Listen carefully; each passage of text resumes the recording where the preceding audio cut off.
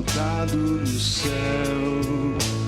Eu louvarei, Ele exaltado para sempre, exaltado o seu nome. Louvarei.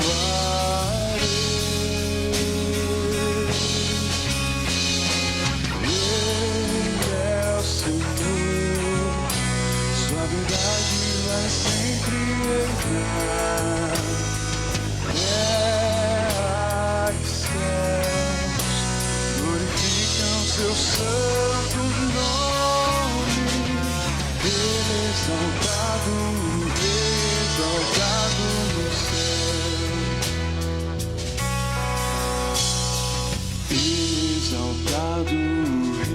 Exaltado no céu. Eu louvarei, Ele exaltado para sempre, exaltado o seu nome. Louvarei,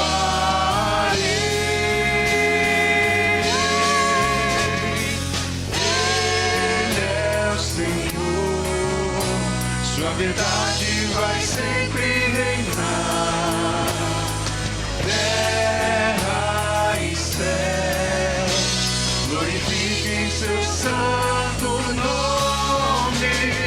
Ele é exaltado no céu.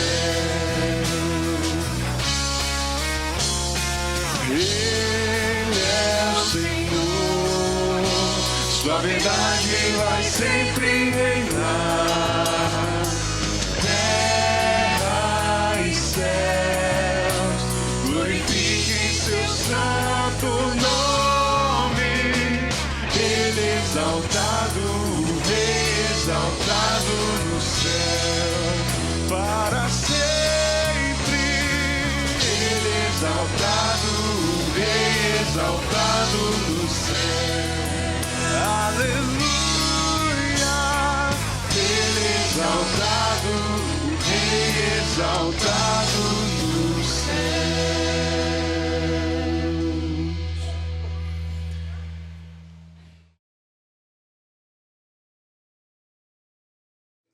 Olá, meus irmãos, graça e paz. Há sempre uma alegria em meu coração quando nós estamos aqui juntos nesse tempo para meditar na Palavra de Deus. Estamos seguindo nossa jornada pelo livro Deus Está Mesmo no Controle, de Jerry Bridges. E hoje chegamos ao capítulo 6 desse livro. Esse capítulo ele nos desafia a dar um passo além da nossa compreensão e mergulhar na confiança plena em Deus. O autor nesse capítulo nos lembra de algo muito importante. Nem sempre vamos entender o que Deus está fazendo. E isso não deve nos assustar. A verdade é que a fé ela não exige explicações, mas ela exige exercício. Então, confiar em Deus é descansar no caráter, na sabedoria de Deus, mesmo quando não temos todas as respostas. E essa confiança, ela nos dá paz mesmo em meio às adversidades. Nesse sentido, o autor nos lembra que mesmo diante de situações extremas como catástrofes e tragédias, nós devemos confiar. Ele nos conta sobre o rompimento de uma barragem de resíduos de carvão no país de Gales em 1966. Uma tragédia que tirou a vida de 109 crianças e 5 professores. Além disso, ele menciona um outro episódio que eu gostaria de ler com você, o genocídio em Ruanda, ocorrido ali em 1994. Esse não é apenas um capítulo sombrio da história, mas ele é também um espelho cruel do que a humanidade é capaz quando o ódio supera a compaixão. Em apenas 100 dias, quase 1 milhão de pessoas foram assassinadas. E o mais chocante disso tudo é que não foi por forças distantes, mas por mãos conhecidas, vizinhos, colegas e até familiares. Eu vou ler aqui com você um breve relato da época para o que aconteceu. Peço que você fique atento. Diz assim: Ruanda, 1994. O sol ainda nascia quando os primeiros gritos cortaram o ar. Não eram gritos de guerra, mas de vizinhos, amigos, irmãos, agora transformados em algo irreconhecível. Em menos de 100 dias, a terra vermelha de Ruanda foi regada com o sangue de quase 1 milhão de almas. Eles vinham com listas nas mãos, nomes rabiscados com pressa, como se a morte tivesse pressa. Batiam as portas com facões, não com perguntas. E quando a porta se abria, não havia mais tempo para correr. Mães eram arrancadas dos filhos, maridos denunciavam esposas, padres entregavam fiéis que buscavam abrigo sob o teto da fé. As estradas antes caminhos de vida tornaram-se corredores de morte.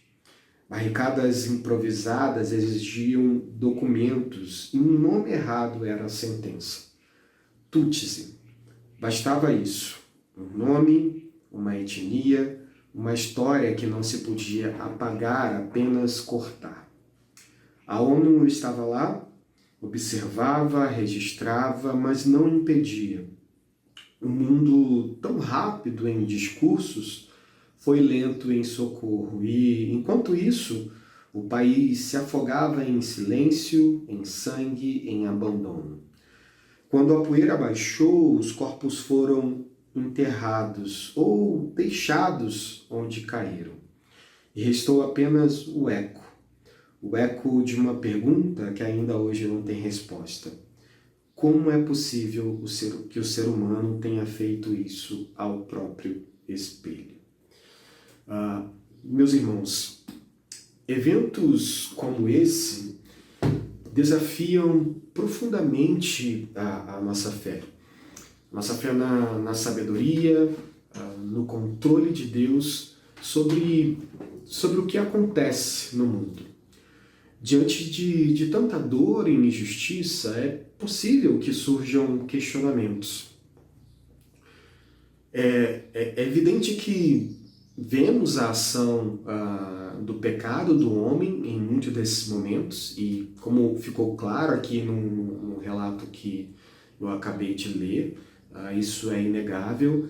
A gente pode ver que a maldade humana, alimentada pelo ódio, pela indiferença, revela o quanto nós estamos distantes do propósito original de Deus. Ainda assim, o autor nos alerta para um perigo. Quando enfrentamos calamidades, podemos ser tentados a pensar que Deus perdeu o controle ou, o pior, que Ele cometeu algum erro. Essa dúvida ela precisa, meus irmãos, ser confrontada com a verdade das Escrituras. Devemos sempre nos lembrar que Deus é infinitamente sábio. Ele conhece cada detalhe da nossa jornada, Ele sabe exatamente o que faz e qual é o melhor caminho para cada um de nós. Mais do que isso, Deus ele sabe qual a melhor forma de alcançar os resultados que Ele determinou, mesmo quando esses caminhos nos parecem difíceis ou incompreensíveis. O autor nos ajuda a entender essa sabedoria ao definir que ela consiste em um bom julgamento. Ele diz que é a capacidade de escolher o melhor procedimento ou a resposta mais adequada diante de uma situação. Quando olhamos para a sabedoria humana, percebemos suas limitações. Os homens eles não têm acesso a todos os fatos, não conseguem prever com precisões os desdobramentos de suas decisões e muitas vezes eles agem com base em suposições ou ainda em sentimentos. Mas com Deus é diferente. Ele não precisa ponderar, consultar conselhos ou revisar possibilidades. A sua sabedoria ela é perfeita, infinita e infalível. Deus vê o todo, conhece o fim desde o começo e age sempre de acordo com o seu propósito. Confiar nessa verdade, meus irmãos, nos dá segurança, mesmo em meio às adversidades da nossa vida. Outra verdade essencial que precisamos guardar é que tudo que Deus faz ou permite em toda a sua criação, ele tem um propósito maior, que é servir a sua glória. Mesmo quando não compreendemos os caminhos que ele escolhe, podemos ter a certeza de que nada, absolutamente nada, escapa ao seu plano soberano. Essa perspectiva nos ajuda a enxergar ainda a dor da injustiça ou da aparente desordem. Deus não age de forma aleatória, nem permite o sofrimento sem propósito. Em sua sabedoria perfeita, ele conduz todas as coisas para que, no fim, revelem algo sobre quem ele é. A sua justiça, sua misericórdia, sua santidade e, acima de tudo, a sua glória. O apóstolo Paulo, ele expressa essa verdade de forma bem clara em Romanos 11:36, quando ele nos diz: porque dele, por ele e para ele são todas as coisas. A ele seja a glória para sempre. Amém. Esse versículo nos lembra que tudo tem origem em Deus. Tudo é sustentado por ele. E tudo existe para o louvor da sua glória. Mesmo os momentos mais difíceis, quando entregues a ele, podem se tornar instrumentos de revelação e transformação. Meus irmãos, além de fazer todas as coisas para a sua glória, há outra verdade que precisamos manter viva em nosso coração.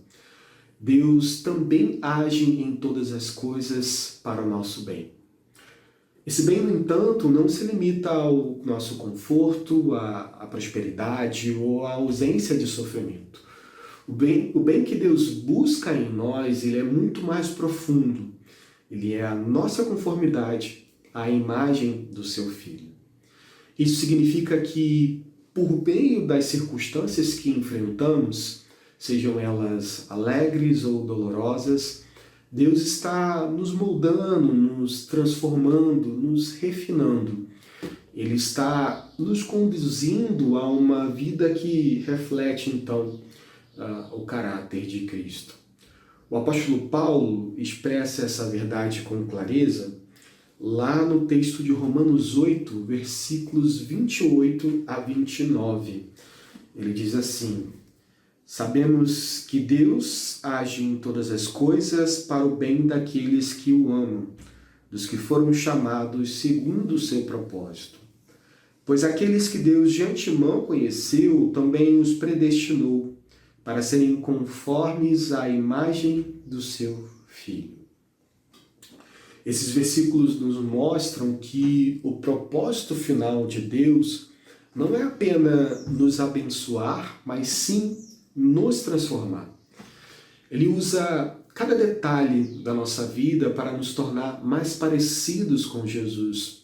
E quando entendemos isso, meus irmãos, começamos a ver até mesmo os momentos mais difíceis como parte de um plano maior. Um plano que une a glória de Deus e une também o nosso crescimento espiritual.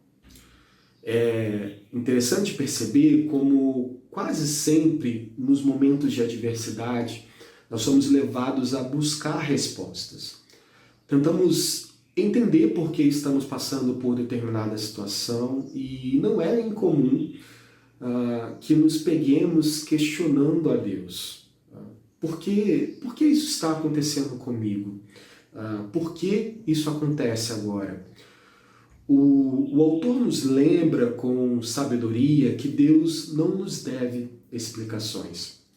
Sua soberania não depende da nossa compreensão e muitas vezes os propósitos divinos permanecem ocultos aos nossos olhos. Às vezes, depois que tudo passa, conseguimos enxergar alguns frutos positivos da dor, crescimento, amadurecimento, dependência de Deus. Mas na maioria das vezes, durante o tempo da dificuldade, esses resultados ainda estão encobertos e tudo o que vemos é sofrimento. Mesmo assim, meus irmãos, nós somos chamados a confiar.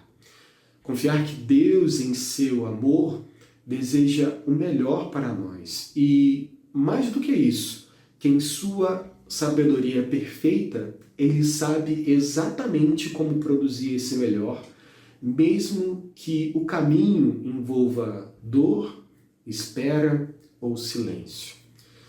Essa confiança é fundamentada na palavra de Deus. Nós podemos ver isso em Isaías 55, nos versículos 8 e 9, quando Deus nos diz: pois os meus pensamentos não são os pensamentos de vocês, nem os seus caminhos são os meus caminhos, declara o Senhor.